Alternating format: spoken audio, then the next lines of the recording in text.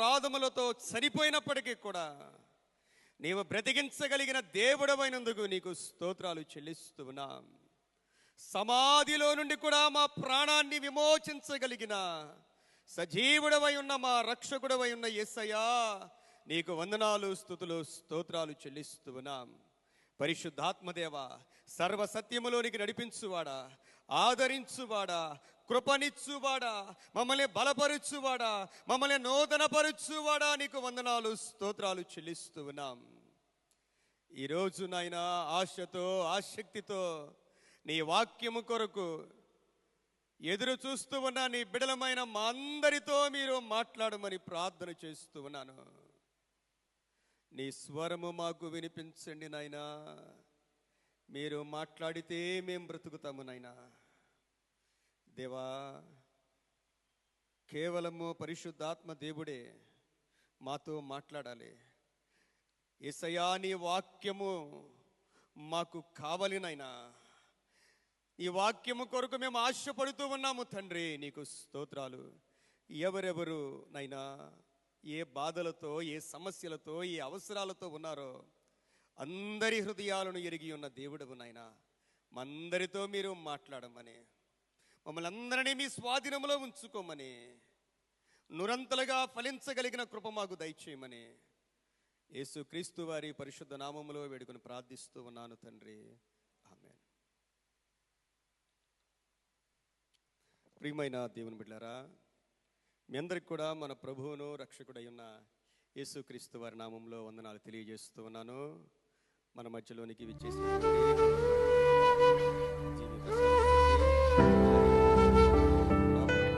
ప్రత్యేకమైన వందనాలు తెలియజేస్తూ ఉన్నాను. కీర్తనలు 150వ కీర్తనలో కొన్ని మాటలు ధ్యానం చేశాక దేవుని యొక్క వాక్యము లోపలి భాగంలోనికి వెళదాం. మనం 150వ కీర్తనలో మనం చూస్తే ప్రారంభ వచనము నుండి,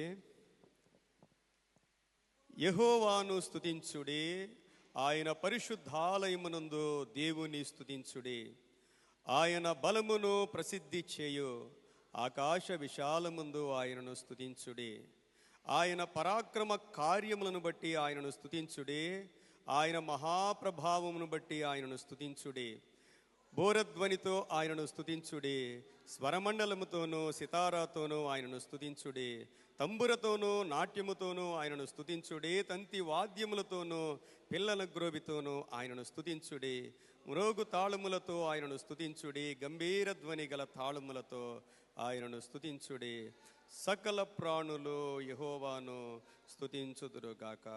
యెహోవాను స్తుతించుడి. దేవుని బిడ్డలారా, దేవుణ్ణి మనము స్తుతించాలి అనే మాటలు ఇక్కడ వ్రాయబడ్డాయి. దేవుణ్ణి ఎక్కడ స్తుతించాలి, ఎందుకు స్తుతించాలి, ఎలా స్తుతించాలి, ఎవరు స్తుతించాలి, ఈ 4 మాటలు ఇక్కడ వ్రాయబడ్డాయి. దేవుణ్ణి మనం ఎక్కడ స్తుతించాలంట? ఏమ్మా, మొదటి వచనంలో ఏముంది? ఆయన పరిశుద్ధాలయమునందు దేవుని స్తుతించుడి. ఎక్కడైనా మనం దేవుణ్ణి స్తుతించవచ్చు. మన గృహాల్లో మనం స్తుతించవచ్చు, మన రోడ్డు మీద వెళ్ళేటప్పుడు దేవుణ్ణి స్తుతించవచ్చు, మన పనిపాటుల్లో దేవుణ్ణి స్తుతించవచ్చు. కానీ అన్నిటికన్నా విలువైనది ఏంటంటే, ఆయన పరిశుద్ధాలయమునందు, దేవుని యొక్క పరిశుద్ధాలయములో దేవుణ్ణి మనం స్తుతించాలి. మన శుక్రవారమున కొన్ని విషయాలు మనం ధ్యానం చేసుకున్నాం.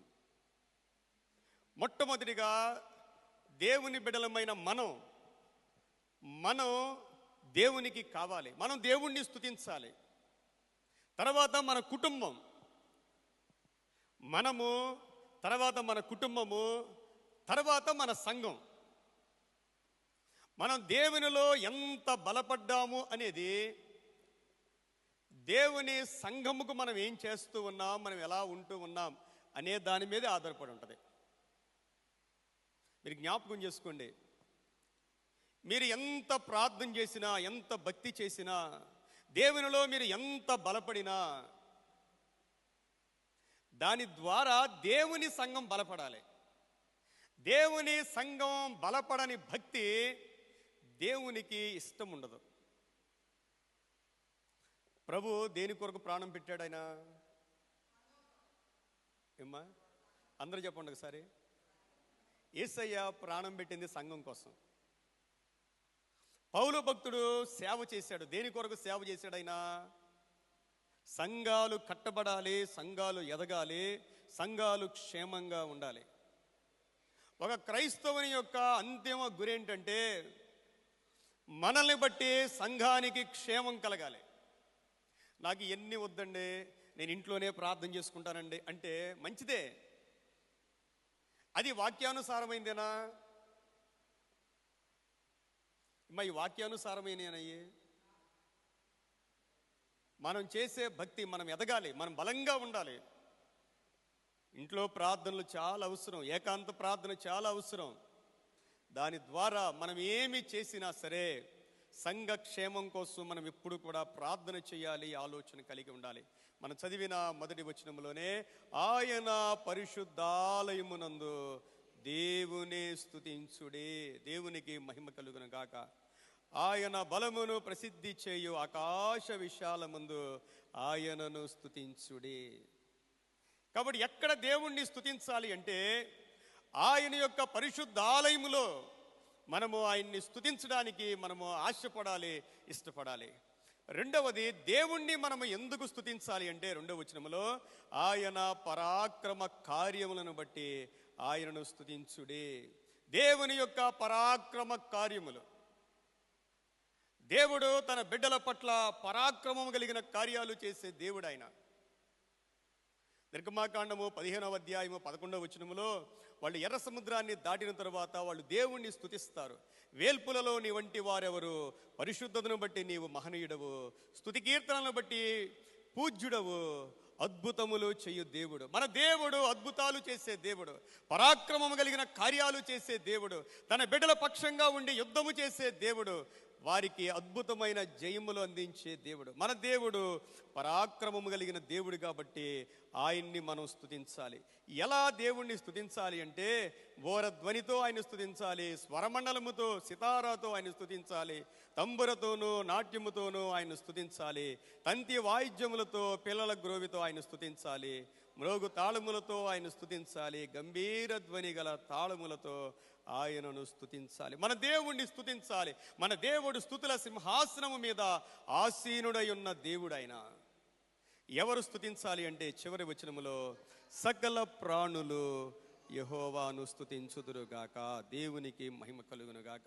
ఈరోజున నా యొక్క ధ్యాన అంశం ఏంటంటే మన దేవుడు పరాక్రమము కలిగిన దేవుడు, పరాక్రమము కలిగిన కార్యాలను చేసే దేవుడై ఉన్నాడు. మన దేవుడు సామాన్యమైన దేవుడు కాదు, ఆయన పరాక్రమము కలిగిన కార్యాలు చేసేది. బైబిల్లో ఒక వ్యక్తి ఉన్నాడు, ఆ వ్యక్తి పేరు కాలేబు. కాలేబు అంటే పరాక్రమము అని అర్థం.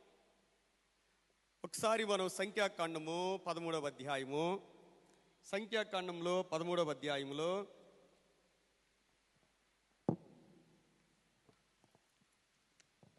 ప్రారంభము నుండి మనం చూస్తూ ఉండగా, సంఖ్యాకాండము 13వ అధ్యాయము ప్రారంభము నుండి మనం చూస్తే ఇశ్రాయేలు ప్రజలు పారాను అరణ్యము ద్వారా వచ్చారు. పాత నిబంధన గ్రంథంలో ఇశ్రాయేలుల యొక్క అరణ్య యాత్ర అనేది ఇలనాడు మన యొక్క ఆత్మీయమైన యాత్రకు సాదృశ్యంగా ఉంది. ఇశ్రాయేలు ప్రజలు ఐగుప్తు నుండి బయటకు వచ్చారు. ఐగుప్తు నుండి బయటకు రావడానికి దేవాది దేవుడు మోషే గారిని ఎన్నుకొని పస్కా పశువు ద్వారా, గొర్రెను వధించుట ద్వారా ఇశ్రాయేలు ప్రజలకి విడుదల కలిగింది. ఐగుప్తు నుండి విడుదల పొందిన ప్రజలు ఎర్ర సముద్రాన్ని దాటారు. ఎర్ర సముద్రాన్ని దాటే ముందు ప్రజలు సణిగారు, గొణిగారు, దేవునికి మోషేకు వ్యతిరేకంగా మాట్లాడారు. ఆత్మీయ జీవితంలో ఒక్కొక్క మజిలీ అన్నమాట. ఎప్పటికీ ఇక్కడతో ఆత్మీయ యాత్ర అయిపోయింది అనుకోవడానికి ఉండదు. ఐగుప్తు నుండి బయలుదేరడం ఒక ఎత్తు, ఎర్ర సముద్రాన్ని దాటడం ఇంకోటి ఎత్తు. దాటగానే దేవుణ్ణి స్తుతించారు. దేవుణ్ణి స్తుతించగానే మళ్ళా వారి జీవితంలో పరీక్షలు. మారా దగ్గరికి వచ్చారు. నీళ్లు చేదుగా ఉన్నాయి. మళ్ళా పరీక్ష వచ్చింది. ఆ తర్వాత ఆహారం కోసం అదొక పరీక్ష. అన్ని పరీక్షలే. ఎక్కడితో ఆత్మీయ జీవితం అయిపోయింది, నేనేదో సాధించేశాను అనడానికి లేదు. ఆత్మీయ జీవితం అనేది ప్రయాణమే. మనం ఈ లోకాన్ని వీడే వరకు కూడా ఒక్కొక్క మజిలీ ఒక్కొక్క ప్రయాణం లాంటిదే. దేవుడు ఆకాశం నుండి వారికి ఆహారాన్ని కురిపించారు. వారు సినాయి పర్వతం దగ్గరికి వచ్చారు. దేవాతి దేవుడు వారికి కావలసిన ధర్మశాస్త్రాన్ని ఇచ్చాడు. సుమారు సంవత్సరం పాటు సినాయి పర్వతం మీద ఉన్నారు. అక్కడి నుంచి మళ్ళా బయలుదేరారు.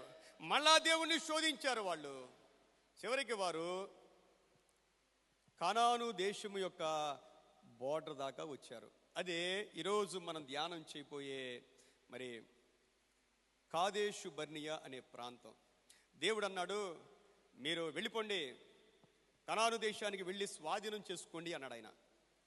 కనాను దేశానికి వెళ్ళి స్వాధీనం చేసుకోమంటే వీళ్ళేమంటూ ఉన్నారంటే, అలా వద్దు, మనలో ఒకళ్ళము ఒక్కొక్క గోత్రంలో ఒక్కొక్కరిని 12 మంది నాయకుల్ని ఎన్నుకుందాం. చూడండి, దేవుడు అంటూ ఉన్నాడు, మీరు వెళ్ళండి స్వాధీనపరుచుకోండి అంటే వీళ్ళిస్తున్న సలహా ఏంటంటే, అలా వద్దు, ఒక్కొక్కరం కలిసి ఒక్కొక్క గోత్రానికి ఒక్కొక్కరం కలిసి నాయకుల్ని ఎన్నుకొని ముందు వెళ్ళి ఆ దేశాన్ని వేగు చూసి వస్తాం. కొన్నిసార్లు దేవుడు ఏం చేస్తాడంటే మన మాటకే సరే అంటాడు. మీరు తర్వాత ఇంటికి వెళ్ళి చదవండి. ద్వితీయోపదేశకాండం 1వ అధ్యాయము 22వ వచనంలో మనం చదివితే ప్రజలు ఇచ్చే సలహా ఇది. దేవుడు అంటూ ఉన్నాడు, మీరు వెళ్ళండి అంటే వీళ్ళంటూ ఉన్నారు మోషే దగ్గరికి వచ్చి అలా వద్దు అన్నారు. సర్లే ప్రభు అన్నారు, నువ్వు వాళ్ళ మాటే విను అన్నారు. విను అన్నప్పుడు ఒక 12 మంది నాయకుల్ని ఎన్నుకున్నారు. 14వ అధ్యాయంలో 13వ అధ్యాయం ప్రారంభం నుండి మనం చూస్తే, సంఖ్యాకాండము 13వ అధ్యాయం ప్రారంభం నుంచి, యెహోవా మోషేకు ఇలాగు సెలవిచ్చెను, నేను ఇశ్రాయేలులకు ఇచ్చుటకు కనాను దేశమును సంచరించి చూసుటకు నీవు మనుషులను పంపుము. వారి పితరుల గోత్రములలో ఒక్కొక్క దాని నుండి ఒక్కొక్క మనుషుని మీరు పంపవలెను. వారిలో ప్రతి వాడు ప్రధానుడై ఉండవలెను. దేవునికి మహిమ కలుగును గాక. 12 మంది. ఎంతమందిలో? 66 లక్షల కాల్బలములో, అంటే ఇంచుమించు 30 లక్షల మంది ప్రజల్లో 12 మంది నాయకుల్ని ఎన్నుకున్నారు. ఎంత ఆశీర్వాదం! 12 మంది నాయకులు అంటే దేవుడు ఈ బాధ్యత ఈ 12 మందికి అప్పగించాడు. వాళ్ళందరూ కూడా ప్రధానులై ఉండవలెను. దేవునికి స్తోత్రం. దేవుడు ఒక వ్యక్తికి ఒక బాధ్యత అప్పగించినప్పుడు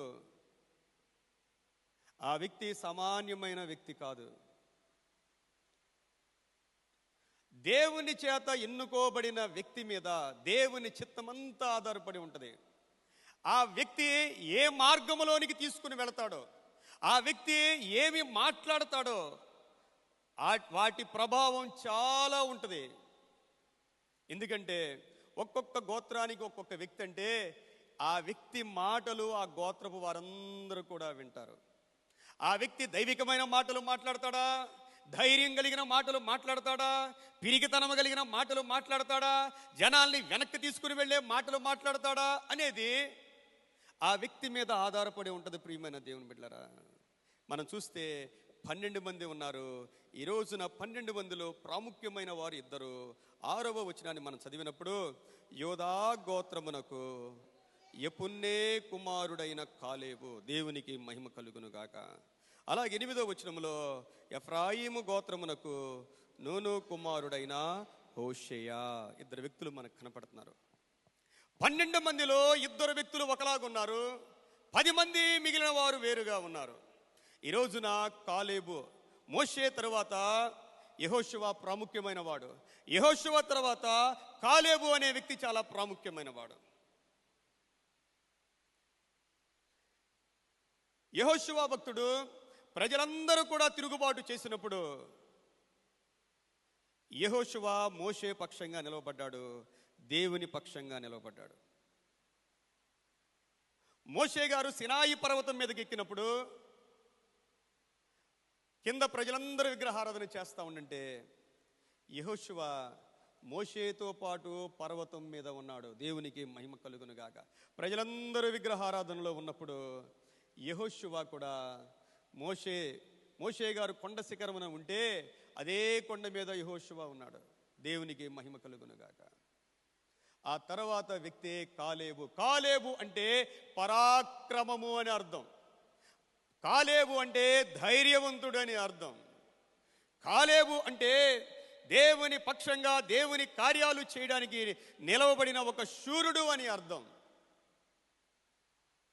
ఈ రోజున దేవుని యొక్క వాక్యంలో కాలేబును గురించిన అనేకమైన మంచి మాటలు వ్రాయబడ్డాయి. ఈ 12 మందిని కూడా మోషే గారు పంపినప్పుడు వారికి ఇచ్చిన ఆజ్ఞ ఏంటంటే, మనం చూస్తే 17వ వచనము నుండి,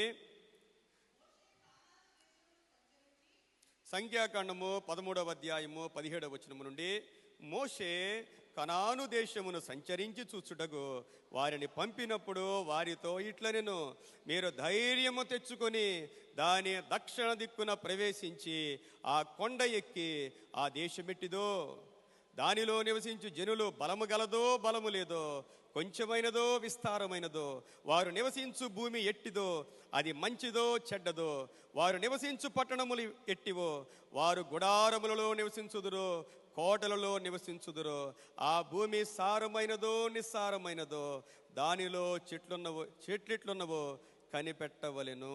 దేవునికి మహిమ కలుగునుగా. వాళ్ళు చెప్తా ఉన్నారు, మీరు ధైర్యంగా ఉండండి. కనాను దేశంలో చాలా బలమైన శత్రువులు ఉన్నారు. వాస్తవానికి శరీర రీతిగా చూస్తే ఇశ్రాయేలు ప్రజలు వారిని జయించలేరు. దేవుడు గనక వారికి తోడు లేకపోతే, దేవుడు వారి పక్షంగా యుద్ధము చేయకపోతే, దేవుడు అద్భుతాలు చేయకపోతే ఇశ్రాయేలు ప్రజలు వారిని జయించడం అనేది అసాధ్యము. దేవుడు తన బిడ్డల్ని ఎన్నుకొని అసాధ్యమైన కార్యాలు చేయడానికి నిలవబెడతాడండి. మన శక్తి, మన బలం, మన జ్ఞానం, మన బ్యాక్గ్రౌండ్ అన్నాడు కూడా పని చేయదు దేవుని యొద్ద. దేవుడు ఏ వ్యక్తిని ఎన్నుకున్నా సరే ఆ వ్యక్తికి తోడుగా ఉండి కార్యాలన్నీ కూడా ఆయనే జరిగించుకుంటా ఉంటాడు. దేవునికి మహిమ కలుగునుగాక. మొట్టమొదటిగా అంటున్న మాట ఏంటంటే, మీరు ధైర్యముగా ఉండండి. దేవునికి మహిమ కలుగునుగాక. ధైర్యం తెచ్చుకోండి. ఆ దేశం ఎలా ఉన్నదో చూడండి, ఆ పట్టణాలు ఎలాగ ఉన్నాయో చూడండి, ఆ భూమి ఎలా ఉన్నదో చూడండి. జనాలు బలంగా ఉన్నారా, విస్తారంగా ఉన్నారా, భూమి సారవంతంగా ఉన్నదా, అక్కడ పట్టణాలు ఎలా ఉన్నాయి చూసి రండి అన్నారు. దేవుడు నాయకులకు అప్పగించిన బాధ్యత చూసి రండి అంటే, వీళ్ళు వెళ్ళారు. 40 దినాలు చూశారండి. 40 దినాలు ఆ దేశమంతా కూడా సంచరించారు. సంచరించిన తర్వాత వారికి అర్థమైన విషయం ఏంటంటే, ఆ దేశము పాలు తేనెలు ప్రవహించే దేశం, కరువు అనేది లేని దేశం. దేవుడు ఇవ్వబోయే దేశం చాలా ఆశీర్వాదకరమైన దేశం. 40 సంవత్సరాలు అరణ్యములో దేవుడు ఎందుకు నడిపాడంటే, శాశ్వత కాలం పాలు తేనెలు ప్రవహించే దేశాన్ని ఇవ్వడానికి. మన జీవితంలో కూడా అంతే. అరణ్య యాత్రలో మన జీవితంలో ఎన్ని కష్టాలు ఉన్నాయో, ఎంతకాలము మనం అరణ్యం గుండా ప్రయాణం చేస్తూ ఉన్నామో, ఎంతకాలం ఈ కష్టాల గుండా మనం ప్రయాణం చేస్తూ ఉన్నామో దేవునికి తెలుసు. ఈ కష్టాల తర్వాత దేవుడిచ్చే ఆశీర్వాదం శాశ్వతమైన ఆశీర్వాదాన్ని దేవుడిస్తాడు.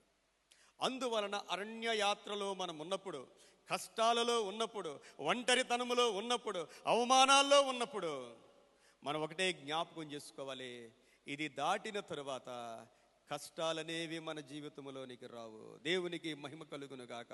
హల్లెలూయా, హల్లెలూయా. నాయకులు ఎలా ఉండాలి, ఎలా మాట్లాడాలి మనం చూస్తూ ఉంటే అందరూ తిరిగి వచ్చారండి. తిరిగి వచ్చి వారు మాట్లాడిన మాటలు మనం చూస్తే 26వ వచనములో, అట్లు వారు వెళ్ళి పారాను అరణ్యమందలి కాదేశులోనున్న మోషే అహరోనుల యొద్దకు, ఇశ్రాయేలుల సర్వ సమాజమునొద్దకు వచ్చి వారిని ఆ సర్వ సమాజమునకు సమాచారము తెలియచెప్పి ఆ దేశపు పండ్లను వారికి చూపించిరి. వారు అతనికి తెలియపరిచినదేమనగా, నీవు మమ్మను పంపిన దేశమునకు వెళ్ళితిమి, అది పాలు తేనెలు ప్రవహించు దేశమే, దాని పండ్లు ఇవి. అయితే ఆ దేశములో నివసించు జనులు బలవంతులు, వారి పట్టణములు ప్రాకారం గలవి, అవి మిక్కిలి గొప్పవి. మరియు అక్కడ అనాకీయులను చూచితిమి. అమాలేకీయులు దక్షిణ దేశములో నివసించుచున్నారు. హిత్తీయులు, యెబూసీయులు, అమోరీయులు కొండ దేశములలో నివసించుచున్నారు. కనానీయులు సముద్రమునొద్దను యోర్దాను నదీ ప్రాంతములోను నివసించుచున్నారని చెప్పిరి. దేవునికి మహిమ కలుగును గాక. చూడండి, అన్నీ బాగానే చెప్పారు, కానీ ఒక్కసారి ఒక బాంబు పేల్చేశారు వాళ్ళు. మేము చూసిన దేశము ప్రాకారము కలిగిన దేశము. మేము చూసిన ప్రజలు సామాన్యమైన ప్రజలు కాదు. వాళ్ళు అక్కడ ఉన్నవారు ఎవరంటే అనాకీయులు, అమాలేకీయులు, అంటే బహుబలము కలిగిన వారు. ఇంకో మాట మనం చూస్తే 33వ వచనములో, అక్కడ నిఫీల సంబంధులైన అనాగు వంశపు నిఫీలను చూచితిమి, మా దృష్టికి మేము మిడతల వలె ఉంటిమి, వారి దృష్టికినే అట్లే ఉంటిమి. చూడండి, వీళ్ళు తెచ్చిన వర్తమానం ప్రియమైన దేవుని బిడ్డలారా, అవిశ్వాసపు మాటలు, పిరిగితనము కలిగిన మాటలు, ప్రజల్ని వెనక్కు లాగే మాటలు, దేవుని చిత్తానికి విరుద్ధమైన మాటలు. 10 మంది మాట్లాడారు. సామాన్యంగా 10 మంది ఎటుంటే మిగిలిన వారు కూడా అటే ఉంటారు. లోక ధర్మం అది.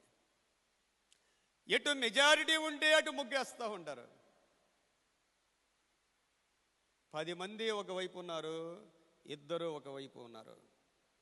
10 మంది బలహీనపరిచే మాటలు మాట్లాడుతూ ఉన్నారు, ఇద్దరు వ్యక్తులు బలపరిచే మాటలు మాట్లాడుతూ ఉన్నారు. ఆ సమయంలో ప్రజలందరూ ఎటువైపు ఉంటారు? ఎటువైపు ఉంటారు? మనం చూస్తే నలుగురు ఒకవైపు ఉన్నారు, సుమారు 30 లక్షల మంది ఇంకోవైపు ఉన్నారు. నలుగురు ఒకవైపు ఉన్నారు, మిగిలిన 30 లక్షల మంది కూడా ఒకవైపుకి వెళ్ళిపోయారు. దేవుని కార్యాలు చేయడానికి పరాక్రమము కలిగిన వారు కావాలి ప్రియమైన దేవుని బిడ్డలారా. దేవుని శక్తి, దేవుని అభిషేకం, దేవుని జ్ఞానం, దేవుని ఆత్మ మనకు తోడుగా ఉంటే చాలు. చూస్తే ఇక్కడ 30వ వచనం చూడండి ఒకసారి. 30వ వచనంలో, కాలేబు మోషే ఎదుట జనులను నిమ్మళపరిచి, మనము నిశ్చయముగా వెళ్ళుదము, దాన్ని స్వాధీనపరుచుకుందాము, దాన్ని జయించుటకు మనకి శక్తి చాలున నేను. హల్లెలూయా. అందరం గట్టిగా దేవునికి స్తోత్రం చెప్తాం. హల్లెలూయా, హల్లెలూయా. 30 లక్షల మంది ఒకవైపు ఉంటే, కాలేబు అంటున్న మాట ఏంటంటే, మనము దాన్ని స్వాధీనపరుచుకుంటాం, దాన్ని మనం జయించడానికి మనకు శక్తి చాలు. దేవునికి స్తోత్రం. ఒక దేవుని బిడ్డగా మనం ఏది పలికితే జరిగిపోద్దండి. మనం ఏది పలికితే దేవుడు ఆయన బిడ్డలకు ఆ శక్తినిచ్చాడు. దేవుని వాక్యం సెలవిస్తూ ఉంది, జీవ మరణములు. చెప్పండి, జీవ మరణములు. అందరూ చెప్పట్లా. జీవ మరణములు ఎవరి నాలుక? నీ జీవితంలో నీ కార్యం జరగాలంటే అది నీ చేతిలోనే ఉంది. మనం బాగా ప్రార్థన చేస్తాం, నమ్మలేం. బాగా ప్రార్థన చేస్తాం, మా పిల్లలు ఇంతేనండి, మా జీవితం ఇంతేనండి అంటాం. అంతే అంటే అంతే. మనం విశ్వాసంతో పలకాలి, దేవుని మాటలు మనం పలకాలి. యేసుక్రీస్తు ప్రభు అన్నారు, శిష్యులతో అన్నారు, మీరు ఈ కొండను చూచి ఏం చేయాలంట? కొండను చూచి, అందరూ సైలెంట్గా ఉంటున్నారు, మాట్లాడలా. నీవు ఎత్తబడి ఎక్కడ పడుతుందంటే అని మనం పలకాలంట. నీవు ఆ కొండను చూచి, కొండ అంటే మన శక్తితో మన బలంతో ఎంతమంది కలిసినా మనం తీసివేయలేము ఆ కొండను. మన వల్ల కాదు. మన జీవితంలో మన వల్ల కానివి అనేకమైన మన ముందు ఉంటాయి. మనం చేయలేము వాటిని, మన శక్తితో చేయలేము వాటిని. ఒకవేళ మనుషుల సహాయంతో కూడా చేయలేము వాటిని. కొన్ని మన కొండలాంటి సమస్యలు మన ముందు ఉన్నప్పుడు ప్రభు అంటూ ఉన్నారు, ఆ కొండ దగ్గరికి వెళ్ళు, ఆ కొండను చూడు, ఆ కొండతో మాట్లాడు అన్నాడు ఆయన. మనం ఆ కొండతో మాట్లాడాలంట. నీవు ఎత్తబడి ఎక్కడ వేయబడాలి? సముద్రములో. అంటే ఇంకా ఆ కొండ అనేది జీవితంలో మనకి కనబడే అవకాశమే లేదు. దేవుడు ఆయన బిడ్డలకు ఆ యొక్క ఆశీర్వాదాన్ని, ఆ వాగ్దానాన్ని ఇచ్చాడు. మన నాలుక చాలా శక్తి కలిగిన నాలుక. మన మాటకు చాలా శక్తి ఉన్నదండి.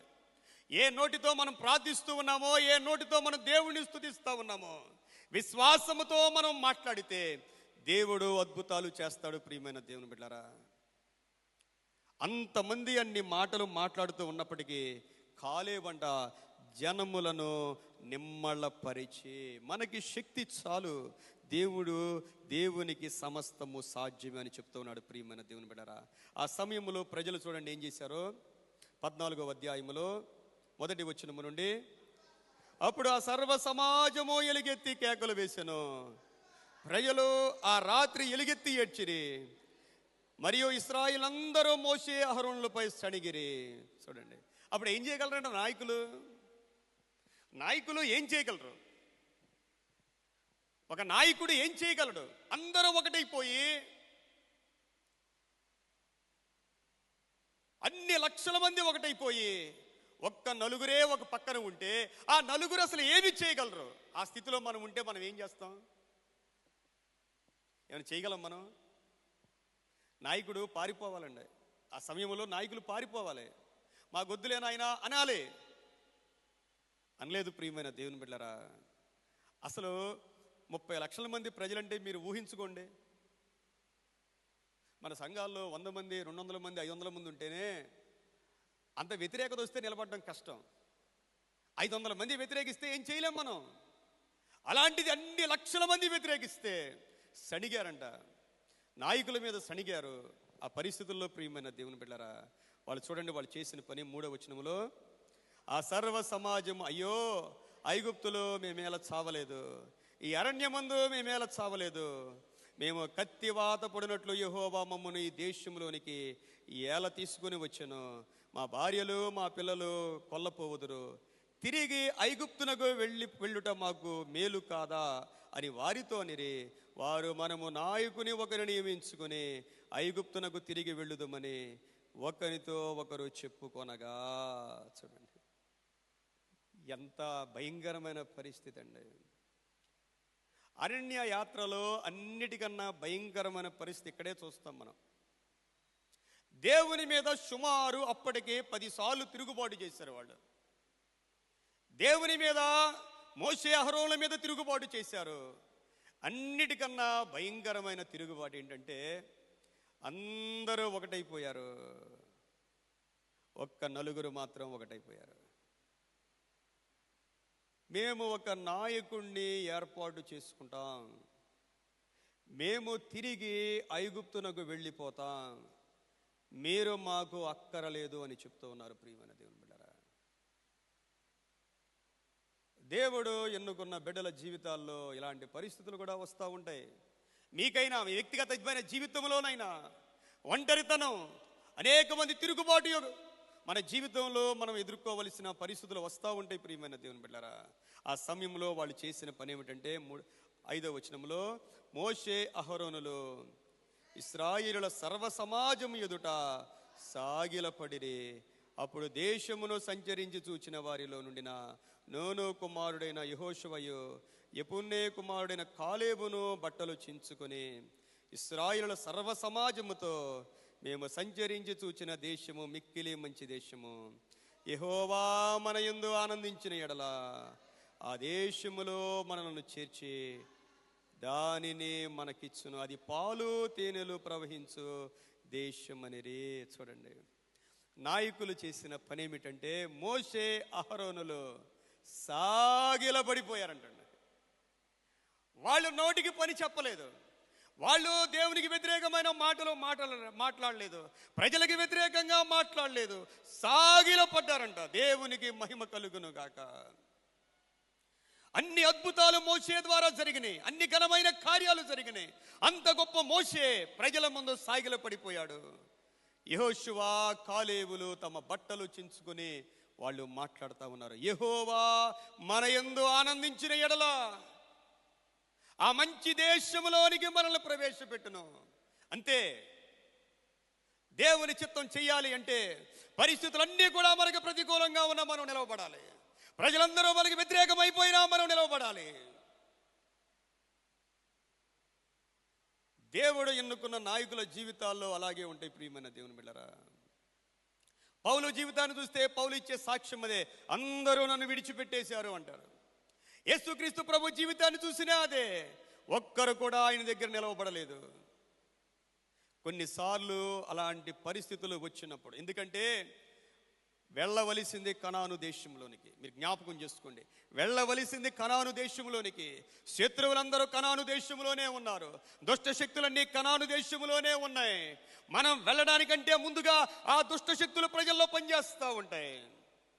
యేసుక్రీస్తు ప్రభువారు తన సేవా జీవితంలో ఆయన గదరేనే అనే ప్రాంతానికి వెళ్ళవలసి వచ్చింది. ఎందుకంటే ఆ ప్రాంతంలో దెయ్యం పట్టిన ఒక వ్యక్తి ఉన్నాడు, ఎవరు కూడా ఆయన్ని బంధించలేకపోతా ఉన్నారు. యేసుక్రీస్తు ప్రభువారు ఆ సముద్రం మీద వెళుతూ ఉన్నప్పుడు ఆ ప్రాంతానికి వెళ్ళడానికంటే ముందుగానే అక్కడ ఉన్న దెయ్యాలు దాడి చేయడం మనం చూస్తూ ఉంటాం. ఆ దోణి మీదకి గాలి వచ్చింది, తుఫాను వచ్చిందనే మాటలు మనం చదువుతాం. ఎప్పుడది? గదరేనే అనే ప్రాంతానికి వెళ్ళటానికంటే ముందు. దేవుని సన్నిధిలో మనం ఒక కార్యం చేయాలి అనుకున్నప్పుడు ముందుగానే అపవాది దాడి చేస్తూ ఉంటాడు. ప్రియమైన దేవుని బిడ్డలారా, ఎంత దాడి అంటే ఎంత బలమైన దాడి అయినా అపవాది చేయొచ్చు. దేవుని కొరకు నిలవబడాలి. ఎంత బలమైనదంటే మనం చూస్తే తర్వాత చూడండి, 14వ అధ్యాయంలో సంఖ్యాకాండంలో 9వ వచనాన్ని చదువుదాం. 14వ అధ్యాయము 9వ వచనం. మెట్టుకు మీరు యెహోవా మీద తిరగబడకుడి, ఆ దేశ ప్రజలకు భయపడకుడి.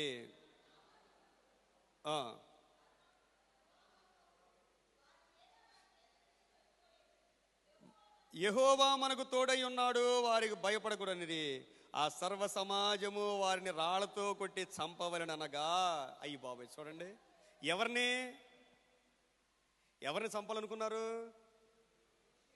మోషే, అహరోను, ఇంకా యెహోషువ, ఈ నలుగురిని చంపేయాలనుకున్నారండి. అన్ని లక్షల మంది ప్రజలు దేవుడు ఎన్నుకున్న బిడ్డల్ని రాళ్లతో కొట్టి చంపాలని రాళ్ళు తీసుకున్నారంట. వెంటనే దేవుని మహిమ కనపడింది. ప్రియమైన దేవుని బిడ్డరా, ఇక దేవుడు మాట్లాడటం బిగించేశాడు. దేవుడు మోషేతో అంటూ ఉన్నాడు, నేను వీళ్ళందరినీ చంపేస్తాను, నీకు నేను జనాన్ని కలిగిస్తాను అంటున్నాడు దేవుడు. చూడండి, మన దేవుడు రోషం కలిగిన దేవుడు. ప్రియమైన దేవుని బిడ్డరా, ఇప్పుడు మనం దేవుని వైపే చూడాలి, మనుషుల వైపు మనం చూడకూడదు. మనుషుల వైపు చూసిన ప్రతిసారి మన జీవితంలో మనం ఓడిపోతాం. ఎవరు మన వెనకాల ఉంటారు, ఎవరు మనకి అండగా ఉంటారు, ఎవరు మనకి ధైర్యాన్ని ఇస్తారని ఎవరైతే మనం అనుకుంటామో వాళ్ళే మన జీవితంలో మన మీదకి రాళ్ళు ఎత్తొచ్చు. ప్రియమైన దేవుని బిడ్డలారా, వాళ్ళు ఎత్తుతారు ఖచ్చితంగా. ఆ సమయంలో మనం కృంగిపోతూ ఉంటాం. దేవుడు ఈ నలుగురి పక్షంగా నిలవబడ్డాడు. అందుకే మనుషుల్ని నమ్ముకుంటే మనం మోసపోతాం. దేవుణ్ణి మాత్రమే మనము నమ్ముకోవాలి. ప్రియమైన దేవుని బిడ్డలారా, దేవుణ్ణి నమ్ముకోవాలి. దేవుడు చేసిన పని ఏమిటంటే 37, 38 వచనాల్లో ఆ దేశమును గూర్చి చెడ్డ సమాచారము చెప్పిన మనుషులు యెహోవా సన్నిధిని తెగులు చేత చనిపోయిరి. అయితే ఆ దేశమును సంచరించి చూచిన మనుషులలో నూను కుమారుడు యెహోషువయు కాలేబును బ్రతికిరి. దేవునికి స్తోత్రం. అందరూ చనిపోయారండి. 10 మంది చనిపోయారు. వాగ్దాన దేశంలోనికి వెళ్లకుండా ఆ ప్రజలందరూ కూడా రాలిపోయారు. యెహోషువ, కాలేబులు మాత్రమే వెళ్ళారు. ప్రతికూల పరిస్థితుల్లో దేవుని కొరకు నిలవబడాలి. ఇది చాలా ప్రాముఖ్యమైన అంశం. ప్రతికూల పరిస్థితుల్లో దేవుని కొరకు నిలవబడాలి, దేవుని చిత్తము కొరకు నిలవబడాలి, దేవుని మహిమ కొరకు మనం నిలవబడాలి. ప్రియమైన దేవుని బిడ్డలారా, అంత దూరం ప్రయాణం చేసి వాగ్దాన దేశం వచ్చిన పొలిమేరల్లో రాలిపోయారు. ఆయన బిడ్డలంగా మనం చివరి వరకు ప్రతి అడుగులో మనం ఉండాలి. దేవుడు కోరుతూ ఉన్నాడు. ప్రియమైన దేవుని బిడ్డలారా, కాలేబు అంటే పరాక్రమము కలిగిన వాడు. యెహోషువ గ్రంథం 14వ అధ్యాయం మనం చదివితే కాలేబు సాక్ష్యం చెప్తాడండి. మోషే నన్ను పిలిచినప్పుడు నాకు ఎంత ఆరోగ్యం ఉందో ఇప్పటికీ నాకు అంతే ఆరోగ్యం ఉన్నది. మోషే గారు అన్నారు, నువ్వు అడుగు పెట్టే స్థలం నీదే అన్నారు. కాబట్టి ఆ యొక్క భూమిని పంచినప్పుడు అందరికంటే కాలేబుకు విస్తారమైన స్వాస్థ్యం కలిగినట్లు మనం 14వ అధ్యాయంలో చదువుతాం. ప్రియమైన దేవుని బిడ్డలారా, చదువుతాం. కాబట్టి మనం పరాక్రమము కలిగిన వారుగా ఉండాలి. దేవునికి పిరికివారు అక్కర్లేదండి. మీరు జ్ఞాపకం చేసుకోండి, దేవునికి పిరికివారు అక్కర్లేదు. పిరికివారు దేవుని కార్యాలకు కానీ దేవుని మహిమకు కానీ నరకములో ఉండే మొట్టమొదటి వారు ఎవరో చెప్పండి. ప్రకటన గ్రంథం 21వ అధ్యాయం 8వ వచనములో అక్కడ అష్టదిగ్గజాలు కనపడతారు. 8 రకాలైన ప్రజలు నరకంలో ఉంటారంట. 8 రకాలైన ప్రజలు నరకంలో ఉండేవారు ఎవరు అంటే మొట్టమొదటిగా పిరికివారు ఉంటారు. మొట్టమొదటిగా పిరికివారు మొట్టమొదటిగా. అందువల్ల దేవుని బిడ్డలు మనం పిరికిగా ఉండకూడదండి. దేవుని బిడ్డలు ధైర్యంగా ఉండాలి. దేవాది దేవుడు గిద్యోని ఎన్నుకున్నప్పుడు మొత్తం 32,000 మంది ఉన్నారు యుద్ధం చేయడానికి. 32,000 మందిలో మీలో పిరికి వారెవరో వాళ్ళు వెళ్ళిపోమంటే 22,000 మంది వెళ్ళిపోయారు. పిరికివారండి. చాలామంది నాకు భయం వేస్తుంది అంటారు. భయం వేస్తుంది అన్నప్పుడు అక్కడతో మన సగ జీవితం అయిపోయినట్టే, మన ఆశీర్వాదాలన్నీ పోయినట్టే. భయపడకూడదు ప్రియమైన దేవుని బిడ్డలారా. దేవుడు మనకి పిరికితనము కలిగిన ఆత్మను ఇవ్వలేదు. ధైర్యంగా ఉండాలి. మనం దేవుని బిడ్డలం ధైర్యంగా ఉండాలి. సమయం అయిపోతా ఉంది. లూకా సువార్తలో మరొక మాటలు చూసి ఈరోజుకి మనం ముగిద్దాం. లూకా సువార్త 7వ అధ్యాయంలో, లూకా సువార్త 7వ అధ్యాయము 1వ వచనము నుండి చదువుదాం. ప్రజలకు సంపూర్తిగా వినిపించిన తరువాత కపెర్నహూములోనికి వచ్చెను. ఒక శతాధిపతికి ప్రియుడైన దాసుడు ఒకడు రోగి అయి చావ సిద్ధమై ఉండెను. శతాధిపతి యేసును గూర్చిని విని ఆయన వచ్చి తన దాసుని స్వస్థపరచవలెనని ఆయనను వేడుకొనుటకు యూదుల పెద్దలను ఆయన యొద్దకు పంపెను. వారు యేసునొద్దకు వచ్చి, నీ వలన ఈ మేలు పొందుటకు అతడు యోగ్యుడు. చూడండి, శతాధిపతికి ప్రియుడైన దాసుడు అంట. శతాధిపతి అంటే ఒక అన్యుడు. ఒక అన్యుడు తన యొక్క దాసుని గురించి యేసుక్రీస్తు ప్రభువు దగ్గరికి రికమెండేషన్ చేయడం కోసం పంపించాడు. అసలు దాసుడికి బాగపోతే ఎవరైనా పట్టించుకుంటారండి? ఇంట్లో పని వాళ్ళు ఉంటారు, వాళ్ళకి ఒంట్లో బాగాలేదంటే మనం బాధపడతాం. ఎందుకు బాధపడతాం? మళ్ళా పనులు దొరుకుతారో లేదో అని. వాళ్ళకి బాగాపోతే పోన్లే ఈ 1000 రూపాయలు ఉంచుకో, 2000 ఉంచుకొని అని ఇవ్వగలుగుతామా? ఇవ్వలేం. మనం 2 నెలలు రాకపోయినా మనం ఇవ్వలేం. ఒక అన్యుడు అండి, ఒక అన్యుడు శతాధిపతి తన ప్రియుడైన దాసుడు అనారోగ్యంతో పడి ఉంటే తను చేయవలసినవన్నీ చేశాడు. తన వల్ల కాలేదు. ఇంకా తను చేసిన పని ఏమిటంటే ఆయన యేసుక్రీస్తు ప్రభువుని గురించి వినంట యూదుల పెద్దలని పిలిపించాడు. ఆయన, అయ్యా మీరు వెళ్ళి యేసుక్రీస్తు ప్రభువుని బ్రతిమిలాడండి, వేడుకొనండి, నా దాసుడు స్వస్థపడాలి అని వేడుకొనండి. చూడండి, ఒక అన్యుడు యూదుల పెద్దలయ్యను వేడుకుంటా ఉన్నాడు. మీరు వెళ్ళి దయచేసి వేడుకోండి. ఈయనకేం పని?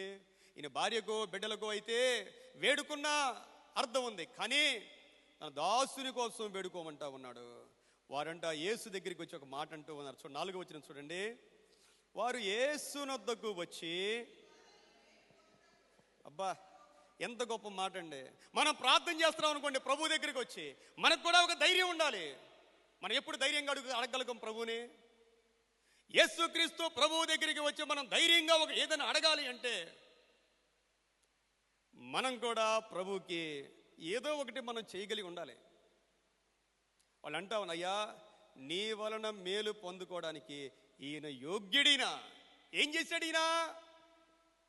ఈయన ఏం చేశాడు అంటే చెప్తా ఉన్నారు, ఈయన మన యూదుల కోసం ఏం కట్టించాడు? ఆయన సమాజ మందిరాన్ని కట్టించాడు. నేను అనుకునేవాడిని సమాజ మందిరం అంటే డేరాలతో కట్టుంటారేమో అనుకునేవాడిని. కాదండి, పెద్ద బిల్డింగ్లు అన్నమాట. ఒక అన్యుడు యూదుల కోసం ఒక సమాజ మందిరం కట్టించాడంటండి. ఎంత గొప్ప ఆశీర్వాదం ప్రియమైన దేవుని బిడ్డలారా, ఎంత గొప్ప ఆశీర్వాదం. మనం చేసే అనేకమైన కార్యక్రమాల్లో అన్నిటికన్నా ప్రాముఖ్యమైనది మందిరమే. మనం ఇతరులకు అన్నం పెట్టచ్చు, భోజనాలు పెట్టచ్చు, చదువులేని వాళ్ళకి ఫీజులు కట్టచ్చు, ఎన్నెన్నో చేయొచ్చు. మందిరం ఎందుకు అంటే ఈ మందిరంలో జరిగే ప్రతి ఆశీర్వాదానికి ఎంతమంది రక్షణ పొందుతున్నారో, ఎంతమంది దీవెన పొందుతున్నారో, ఆ ఆశీర్వాదాలన్నీ ఎవరి మీదకి వస్తాయి? ఏమ్మా, మందిరం కోసం ప్రయాసపడిన వారు తరతరాల ఆశీర్వాదాలు ఉంటాయండి. తరతరాలు ఈ మందిరం పునాది వేసిన దగ్గర నుండి ఇక్కడ జరిగే ఆరాధనలు, ఇక్కడ జరిగే వాక్య పరిచర్య, ఇక్కడ దేవుడిచ్చే దీవెనలు, ప్రియమైన దేవుని బిడ్డలారా, తరగని ఆశీర్వాదాలు దేవాది దేవుడు దయచేస్తాడు. ప్రియమైన దేవుని బిడ్డలారా, నీ వలన ఈ మేలు పొందుటకు అతడు యోగ్యుడు, దేవునికి మహిమ కలుగును. ఈ మాట చదివినప్పుడల్లా ఎంత సంతోషం అనిపిస్తూ ఉంటుందో ప్రియమైన దేవుని బిడ్డలారా. యూదులు ఇవ్వలేరా? యూదుల్లో డబ్బులున్న వాళ్ళు లేరా? వాళ్ళు సమాజ మందిరం కట్టించుకోలేరా? కొంతమందికి ఆ విలువ తెలియదండి. ఆ విలువ తెలియదు ప్రియమైన దేవుని బిడ్డలారా. మనం చాలా విషయాలు, చాలా ప్రాముఖ్యమైన విషయాలు చాలా లైట్గా తీసుకుంటాం మనం.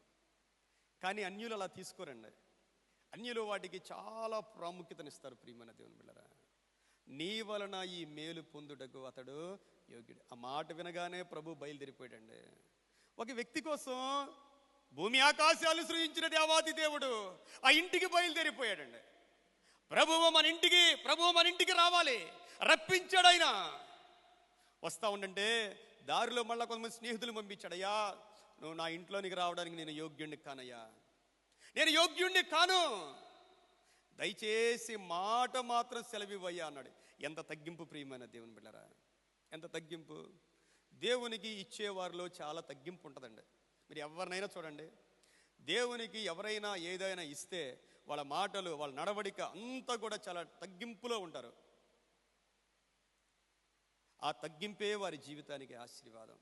ప్రభు అన్నారు, ఇశ్రాయేలీలో ఇంత విశ్వాసాన్ని నేను ఎక్కడా చూడలేదని ఆశ్చర్యపోయారంట. యేసయ్య ఆశ్చర్యపడిన సందర్భాలు రెండు బైబిల్లో. ఒకటి, తన సొంత ప్రజలైన యూదులు యేసయ్యను నమ్మలేదు, ఆశ్చర్యపడ్డాడైన. మత్తయి సువార్త 13వ అధ్యాయము, మార్కు సువార్త 6:6లో ఏముంటుందంటే యేసయ్య ఆశ్చర్యపడ్డాడంటే. ఎందుకంటే తన సొంత ప్రజలే, తన సొంత ఊరి ప్రజలు ప్రభువునందు విశ్వాసం ఉంచలేదు. ఆయన ఏ అద్భుతం కూడా వారి మధ్య చేయలేకపోయాడు ఆయన.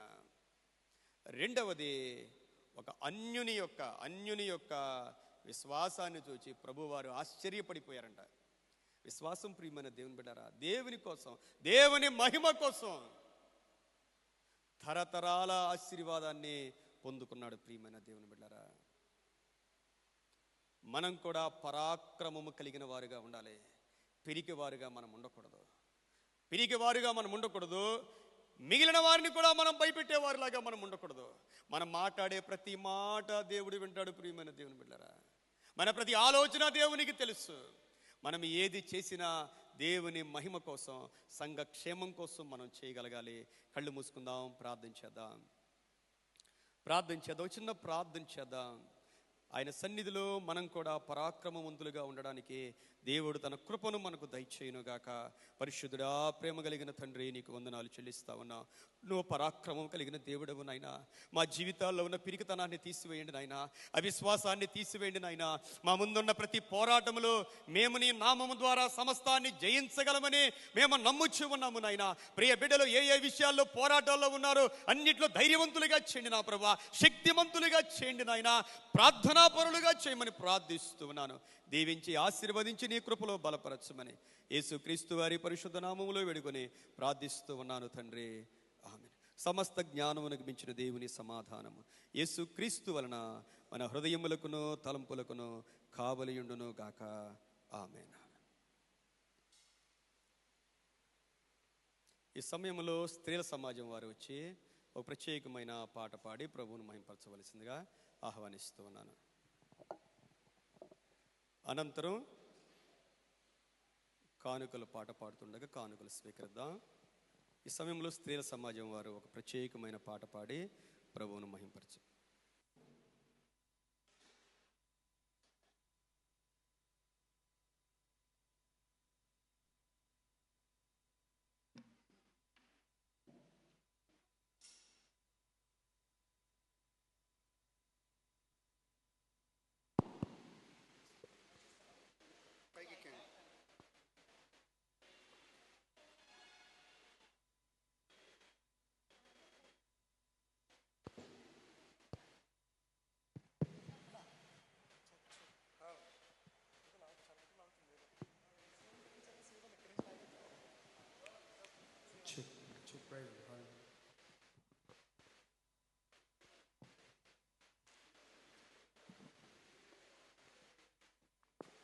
Praise the lord.